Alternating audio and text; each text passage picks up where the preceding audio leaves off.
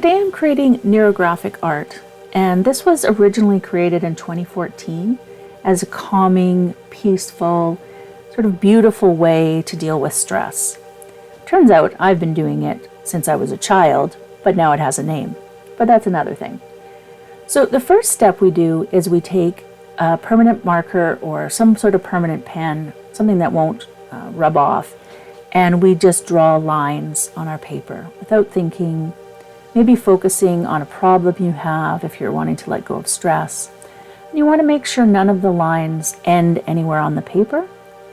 So they want to be all closed lines. They can go off the edge, but don't have any lines on the paper. And I'll fix up those little circle ones that you see there.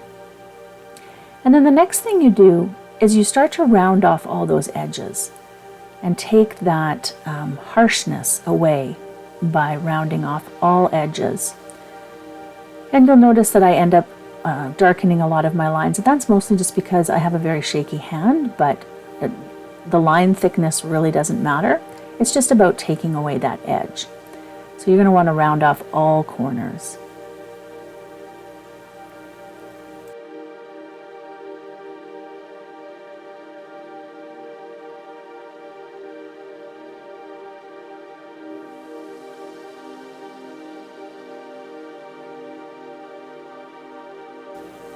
And you'll notice that I'm moving relatively quickly. I've actually sped this up. I am moving very slowly because this is all about relieving stress, being meditative. You can watch the other video, which is in real time, and it just shows how slow I'm actually going. So I've actually sped this up to 4 times just to show you the process. So you're going, like I said, just go in and round off all your edges.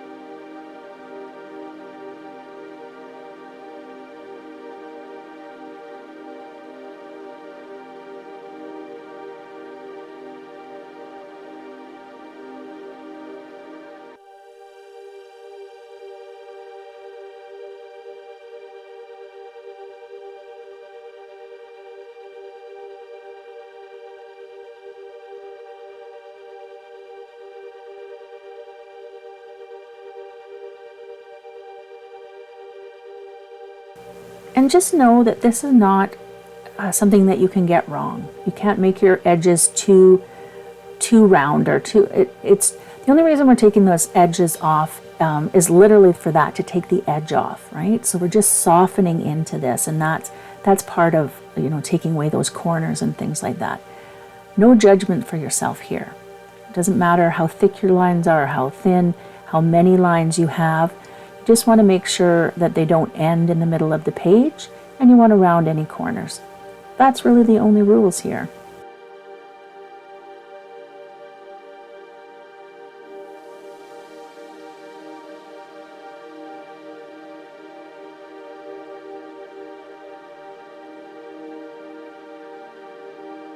So next you want to color in those spaces, and you can actually leave it black and white if you want, or you can do it in another color, but it just takes it that one step further in the meditative process to add color to it, and just really like spacing it out so you don't have 2 of the same color together. You know, what feels good to you. You know, maybe you actually want to do it all one color. That's okay too. But play with your colors a bit. You'll notice here that I mostly just use a solid of the colors, but you can mix your watercolors, you can have them blend together, you can do gradients of the color, however you want to do it. But just slow and methodical and filling that in, because this is a meditative process.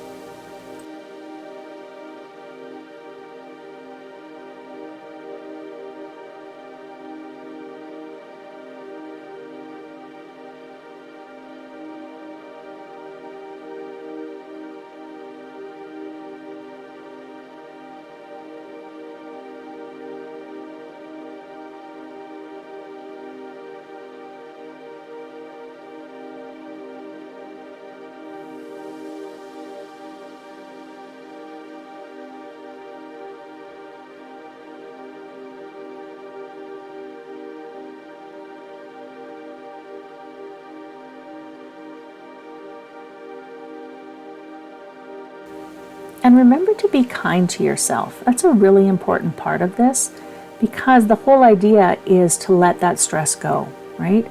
And so you just want to be kind to yourself. It's just a slow process of letting go.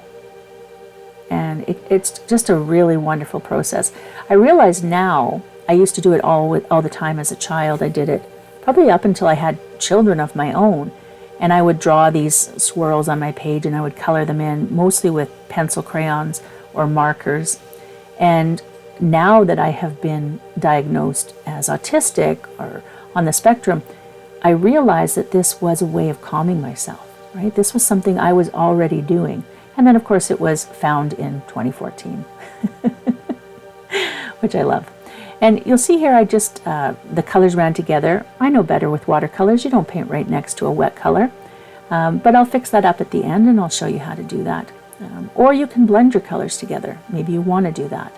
I was trying to keep them separate, so I'm going to fix that at the end and I'll show you.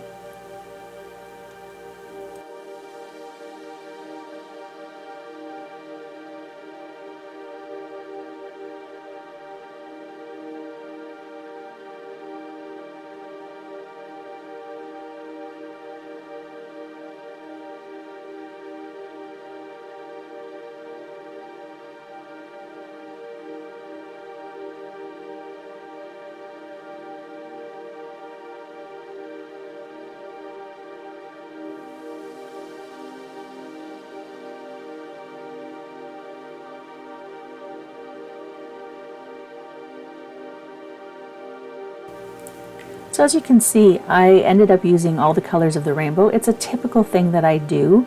I don't know if it's an artist thing, an Asperger's thing, I don't know what it is, but I often end up using the colors of the rainbow in whatever I'm working on. And this is, again, what I ended up doing. So, which is fine, but you don't have to do that. You do the colors that work for you, right? Try, if you're going to add color, add 2 or 3 at a minimum. But often when I was young and I would draw these and then fill them in, I would use every single color and I would do one space with every color. And then if there was still spaces left, I'd go back through the same, so I was very ritualistic about it and did it very purposefully. And so, use whatever works for you because it's supposed to be a calm exercise. And see here, this is where I fix that. I just bring my black out a little further, rounding off those edges. And then you're going to see I notice a few spots that I missed, and that's fine. I'm going in now and fixing them up a little bit just to round off those edges.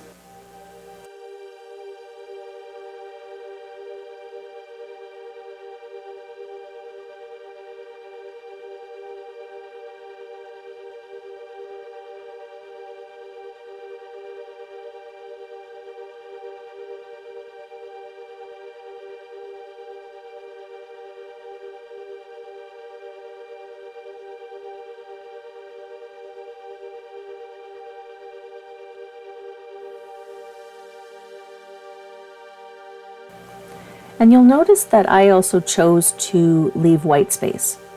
That is completely up to you. I liked it, but you can color the whole thing in. And that's typically what I did when I was younger as well, was colored the whole thing. I hope you enjoy. Do you listen to the Creative Soul Healing Podcast? Why not?